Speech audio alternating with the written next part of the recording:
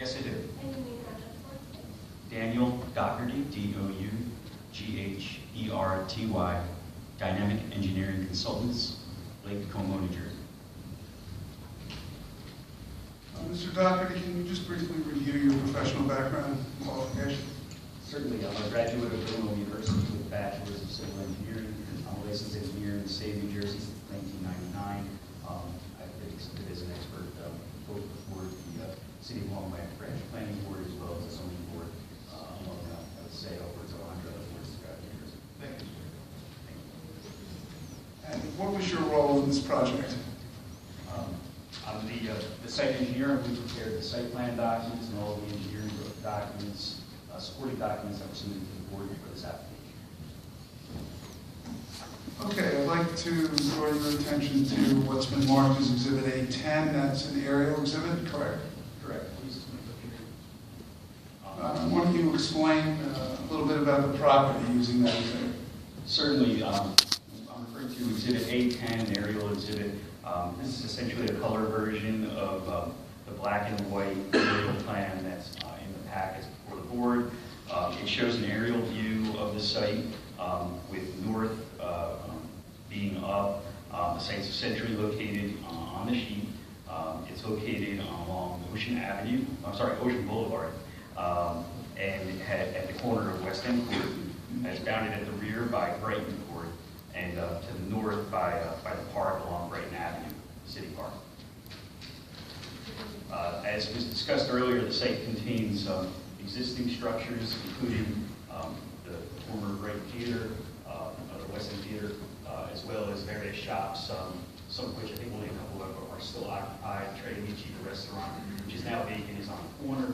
All of those buildings along Ocean Avenue from the park going south to West End Court are all part of the application, as well as the existing apartment building located on West End Court. It's a small apartment building, about 10 units, 2 stories. That's also within the application site. The whole site. And you heard the rabbi mention where the proposal is to demolish all existing structures and completely redevelop the site, correct? That's correct. All the existing structures would be demolished. The existing level areas of the site, which are really a commonly used parking area, which is broken up pavement, etc., all that will be resurfaced and reorganized into a brand new paved surface parking lot with organized aisles and parking stalls. And can you describe what we're proposing, essentially, in terms of the site development? We're proposing, the building is a approximately 36,000 square foot building, composing of 3 stories, although the 3rd story is not the full story.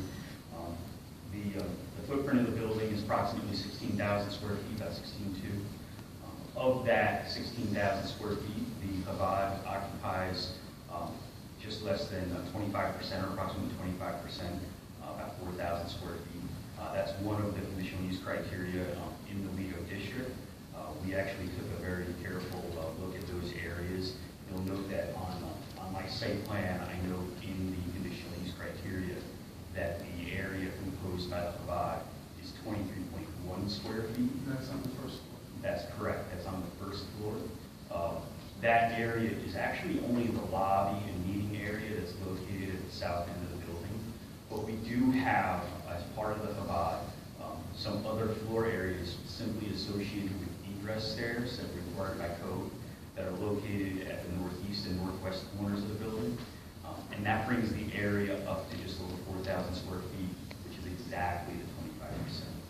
So we're very conservative to make sure we included all areas that could be construed as Chabad areas on the 1st floor, and included that to keep under a 25% number. But in reality, we're really more like 23% of the usable Chabad space. The building area, as I mentioned, is 4,000 square feet for the Chabad on the south end at the intersection with West End Court. The upper story is again about 16,000 square feet of the sanctuary, common meeting rooms, library, reading areas, etc. And then the 3rd floor is approximately 5,000 square feet of classrooms.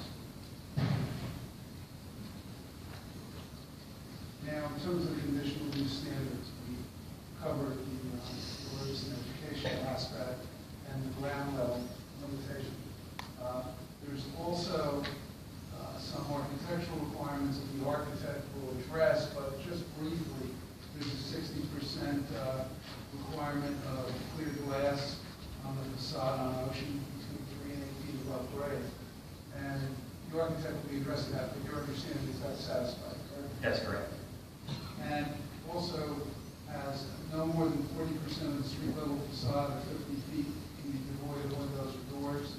And the architect will address that, but you've been involved in the development of this application and you will satisfy that requirement.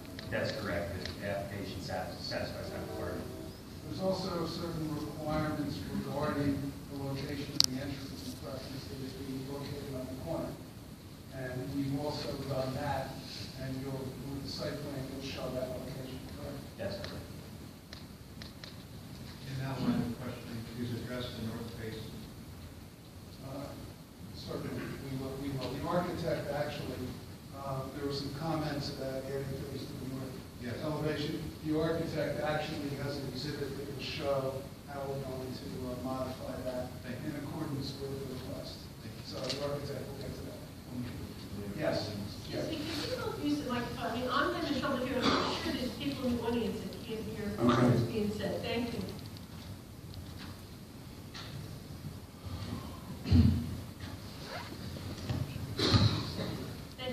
I'll keep with this one, and Steve, you can keep that one. Basically, the architect will go into detail on the ordinance requirements and on the architectural comments of your staff.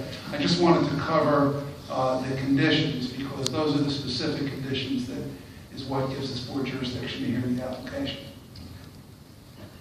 I just wanted to walk the board through the layout of the site. And you're referring to Exhibit A11? That's correct. And can you describe A11?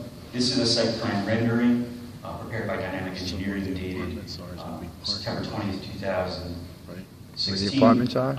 I think. This exhibit is essentially a color version of the site plan that you have in your packet sheet 4, and we've also included some of the planting elements from the landscape plan to give the board a good idea of the surfaces and the proposed improvements on the site. For your orientation, north is up here, Ocean Avenue is along the right-hand side, and the dark orange colors building here is the proposed building along Ocean Avenue. What we reflected in the ground floor on both the site plan and the rendering, you'll see there's some lines breaking up the building spaces between the individual retail spaces and also the Chabad space.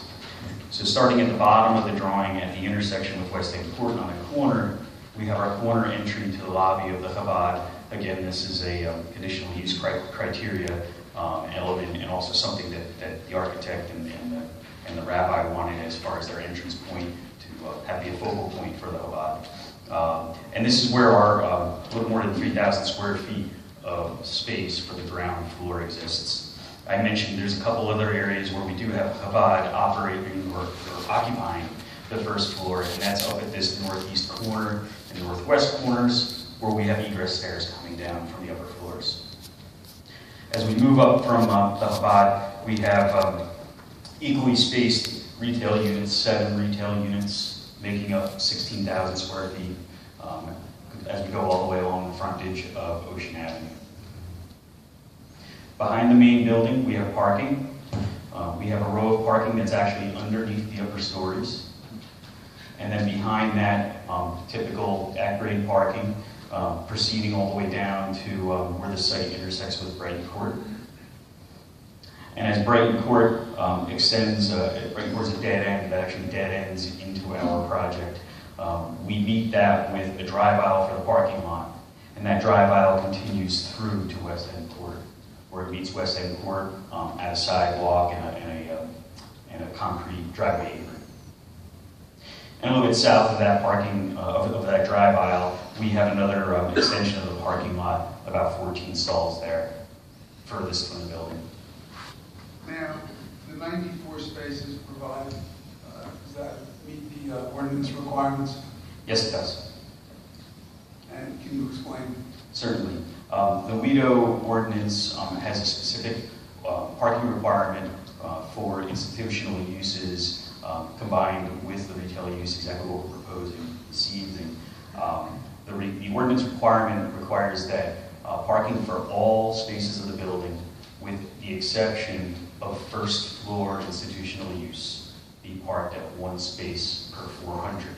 I'll just go back for a second. What that means is that on the first floor, all the retail spaces are parked at 1 space per 400. The Chabad portion of the first floor is excluded from that parking requirement because it's only used really for entrance, for greeting, and also for some very small meetings that would take place. Those meetings would be much smaller than any type of parking demand you'd have on the second floor, and that's what I'll go into next. For institutional uses, they're still parked at 1 space per 400, but the ordinance requires that an additional 20% parking be added on top of that number. So we take the parking requirement 1 per 400 for retail spaces on the ground floor, and then we take the upper floors of the Chabad, 1 per 400, plus another 20% on top of that, and that results in our required parking demand of 90 stalls. And we propose 94 stalls. So we exceed the requirement. We meet the requirement. There's also